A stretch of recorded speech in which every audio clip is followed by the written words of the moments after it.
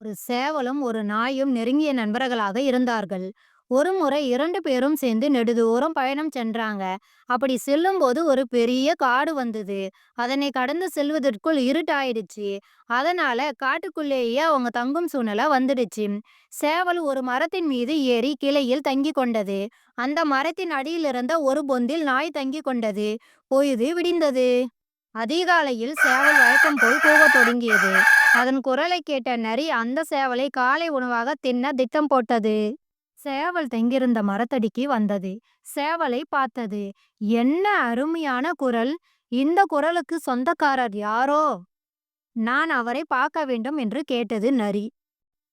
அதன் திட்டத்தை புரிந்து கொண்ட சேவல், ஐயா நரியாரே, இந்த மரத்திற்கு அடியில் ஒரு பொந்தில் எனது வேலைக்காரன் தூங்கிக் கொண்டிருக்கிறான்.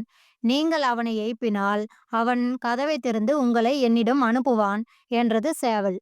நரி நாய் தங்கியிருந்த பொந்திற்கு சென்றது. நரி நாயை பார்த்தது. நாய் நரியை பார்த்தது. நாய் நரியின் மீது பாய்ந்தது. நரி கதை முடிந்தது. இதிலிருந்து நம்ம தெரிஞ்சுக்கிறது என்னன்னா, ஒற்றுமையா இருந்தா எதையும் சாதிக்க முடியும். ஒற்றுமையே பலம்.